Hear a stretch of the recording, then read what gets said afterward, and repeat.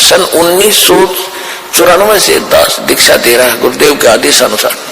और उस समय जो नाम लेते थे, कोई 1 वर्ष भक्ति करता था, कोई 2 वर्ष करते थे। ज्ञान ये वेदों और गीता वाला ज्ञान तो दास को 2001 में प्राप्त हुआ है। उससे पहले तो परमात्मा की वाणी से ही ज्ञान सुनाता था और लाभ भी खूब होते थे। भ्रमित कर दिया उनको, वो चले गए छोड़ छाड़ के। अब दास देख रहा है कि 10-10 वर्ष में ब्राह्मण मट्टी करवा के दुर्गति करा के वापस आने लग रहे, नाक रगड़ रहे, सर्वनाश करा लिया। अब पहले वो ये समझते थे कि हमने नाम भी छोड़ दिया, वहां की न्याराय है, हम ठीक है अपना जैसे भक्ति ये करते रहेंगे, जो नाम ले रखा है ये कर लेंगे, घर पे कर लेंगे, और जाते रहे दूसरे स्थानों पर। जैसे कबीर पंथ के अन्य स्थान है, छुडानी है या कहीं और है, वहां जाते रहे।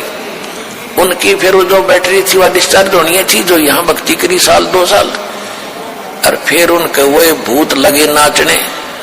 अब दोबारा आकर नाक रगड़ रहे यहाँ पर दुर्गति करवा करा के। दास को तो पहले पता था कि और ठिकाना नहीं धरती पे, ये कहीं भटक लियो, रो पीट के आना पड़ेगा यहाँ पे, नहीं तो खत्म हो जाएंगे फिर ये, और कोई बचाने वाला नहीं पृथ्वी पे।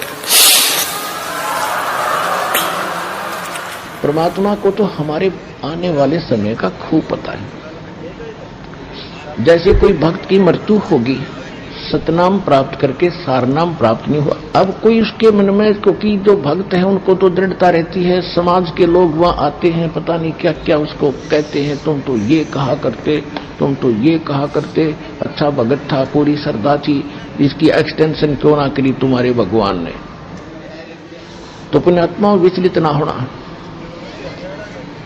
आपको उदाहरण देता हूं कि उस भगत के कुछ आगे चल के ऐसे कुसंस्कार होते हैं कि सार नाम प्राप्त करके भी उसमें कोई दिक्कत आ जानी थी, और उसमें फिर ये नहीं सफल हो सका था, तो इसलिए उसका उसी समय परमात्मा ने अपनी कृपा से ही उसका अंत करके दोबारा जीवन देते हैं, और फिर नए सिरे से उसको पार करते हैं।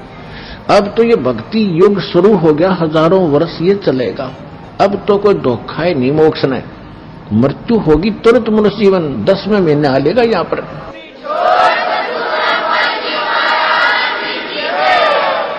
10वें महीने वो आत्मा यहाँ आ लेगी किसी बहन बेटी के गोदी में, माई के गोदी में, और गर्भ से भक्ति शुरू हो जाएगी उसकी। दास के पास उदाहरण है ऐसे ऐसे भक्त, क्योंकि दास ने 20 वर्ष हो गए लगभग इस उपदेश देने के आदेश प्राप्त हुआ। उस समय से देख रहा है कि कुछ ऐसे भक्त सारनाम प्राप्त करके भी बिगड़ गए और छोड़ गए यहाँ से, और नकलियां गज्जा फंसे, तो वो कुमार्ग था। तो इससे पहले अगर वो पहले मर जाते वो अच्छा था इस नाशकरण पे भक्ति का। तो परमात्मा अपने भक्त हंस के लिए जो ऑपरेशन आवश्यक होगा वो अवश्य करेगा।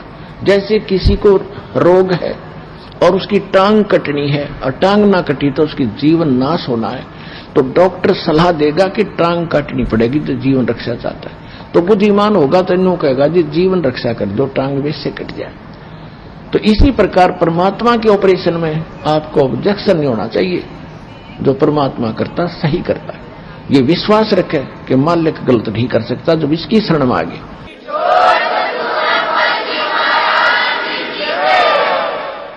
जैसे एक डॉक्टर के पास आप पहुंच के, तो वहां डॉक्टर की चलनी चाहिए, मरीज की नहीं। जब मरीज चला होगा तो ऑपरेशन फेल हो जाएगा और वो जीवन अपना हाथ धो बैठे।